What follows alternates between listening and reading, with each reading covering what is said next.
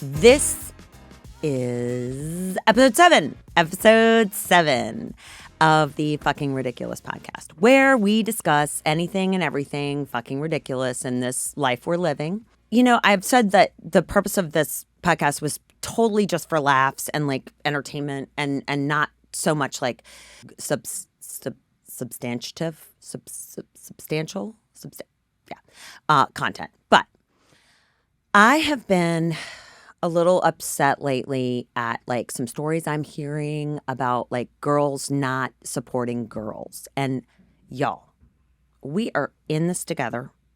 There are totally going to be people that are prettier than you, that are smarter than you, that are richer than you, that are more successful than you, and that are like nicer than you.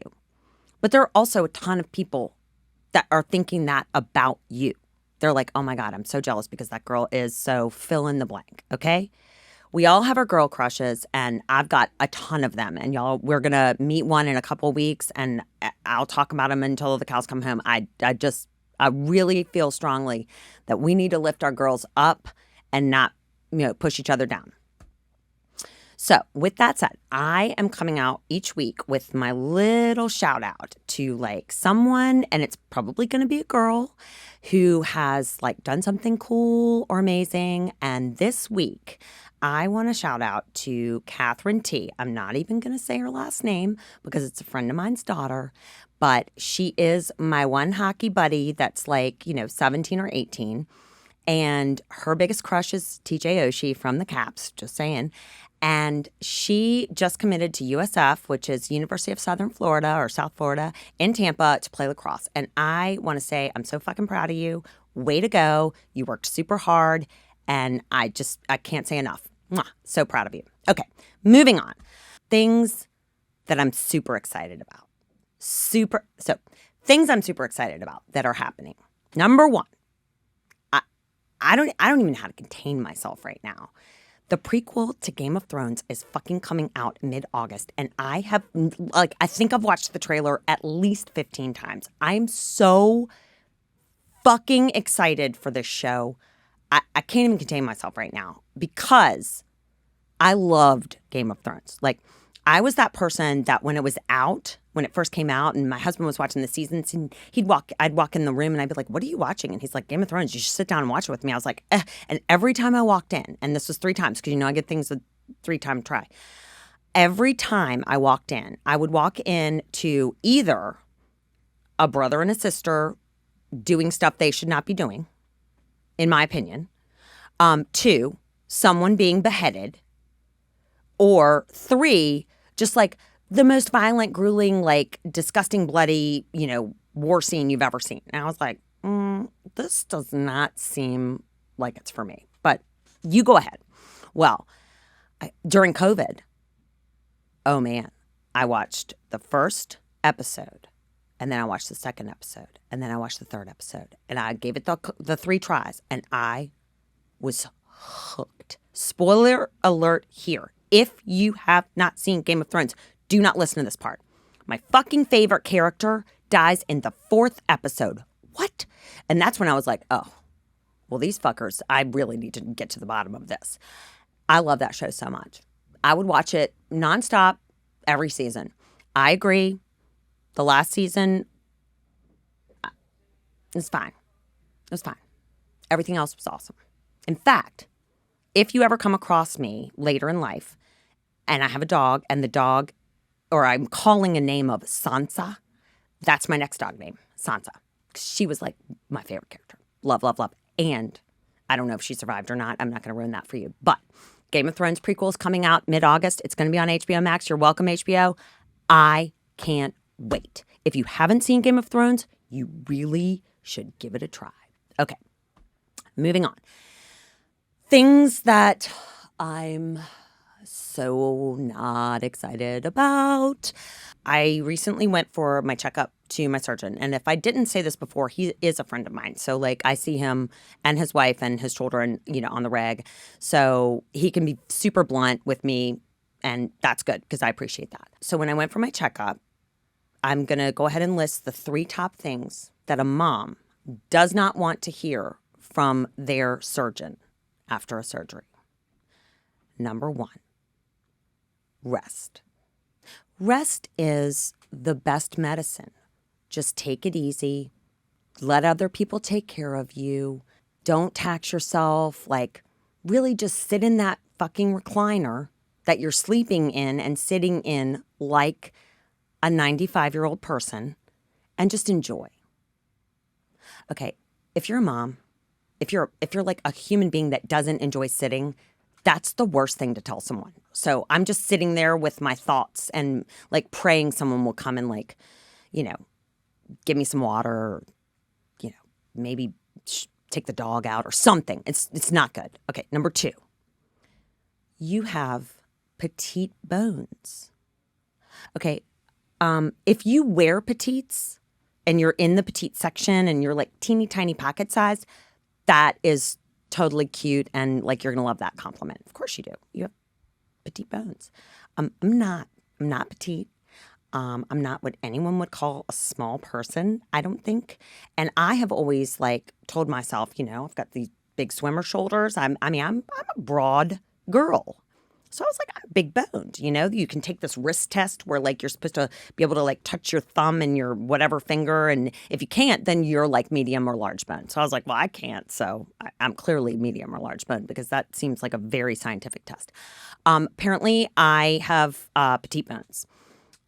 On the upside of that, I have excellent bone density and muscle structure. So there's that. Yay. But to know that I have petite bones when I've been kind of relying on the fact that I had big bones was not a win in my opinion. But that's just me and I'm dealing with it on my own. Okay.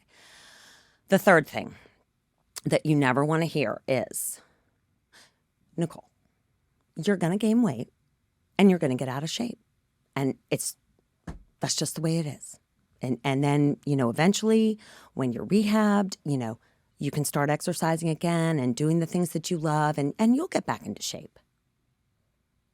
Okay, exercise is like my one form of sanity that is not destructive, I think, in some ways. And to tell me that I can't really do much of that is basically like sentencing me. I might as well just be asleep for the next 3 months. So whatever. Anyway, not pumped about that at all. Oh, I forgot. Because he knows me so well. And after we went through this whole hip thing together, he said, you know, you're so extra. And I know that like, if I give you an inch, you'll take a mile. You're going to go ahead and plan on being in this for 12 weeks because most people would be in an 8 to 10. But, you know, extra people get extra long times in the sling. So good times. Anyway, not excited about it. I'm dealing with it. We'll get through it. So, I just got back from a week at the beach with my family, and we have 5 people in my family, and my brother's family, and he has 5 people in his family.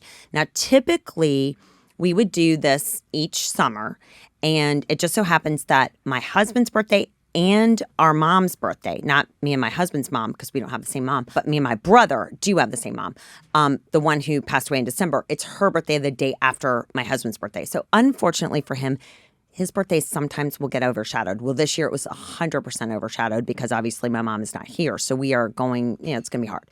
So, but normally my mom's there. Sometimes my dad and my stepmom are there. So there's like tons of people there to like pitch in. And my family's like a bunch of doers. So it's almost like you got to get the hell out of the way because if you're too slow, you're useless. So that being said, I'm going down there now. No mom, no dad, no stepmother. So it's just the 10 of us.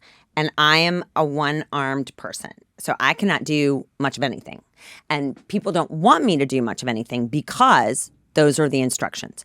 I am the worst patient ever. I'm going to go ahead and say it. I know it. I know it. It's really difficult for me to not do. So anyway, I wind up thinking, okay, well, my brother has 3 boys. I have 2 boys. And I have a daughter. So I'm going to bring someone down to kind of be an extra set of hands and then also like take my daughter and do some stuff because ironically, we're going to the beach and we go to the beach all the time, but only 3 or 2 of the people in my family live their best lives at the beach. That's me and my youngest son, who you might think is actually a Guatemalan child because he gets so dark. And yes, I am his mom and this is about as dark as I get. But anyway. We like our very best at the beach. Now, I'm going to say my very best right now is nowhere in sight, but I'm still better at the beach. The other three are basically like, it's so sandy and it's so hot and I'm chafing and the water's so this. And I mean, it's just, I'm just like, oh my God, whatever. But I'm like, you're going and you're going to love it. So just try. So I wind up bringing someone to help, which is great because, oh my God, 10 people at the beach in one house is a lot. Let me introduce you to the cast of characters. So there's me. I'm a lot. I get that, but I'm useless. Then there's my brother, and he's a lot. And I say that with a lot of love. So I call him the Beast. So from now on, that's just what we're going to, when I say the Beast, that's my brother. He's a ginormous guy. He like is super fit. He does like jujitsu and you know, like all these martial arts. And he gets up and like goes to the gym at like 4:30 in the morning, like a psycho and, you know, whatever.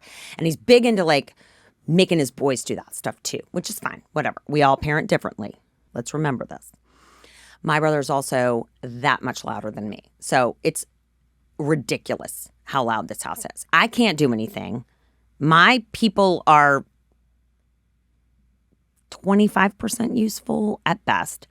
My husband, another character in the cast, who conveniently messed up the timing and was like, yeah, I got to go back on Tuesday. I mean, I'll come back, but I got to go back that day. I was like, that's the fucking stupidest thing I've ever heard. And it's on his birthday. But whatever. I was like, okay, fine. You do you. Then you've got my brother's wife. She's totally badass. Shout out to her for washing my hair 2 times and just being an all-around great gal. And then my brother's 3 boys. They're like steps.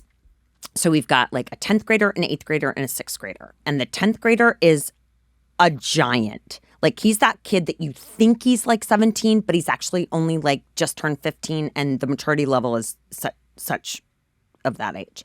The middle child is the middle child. I love these boys, but holy shit, I did not come from a family of 3. That middle child is the biggest instigator and the biggest shit stirrer I have ever seen in my life. Unbelievable.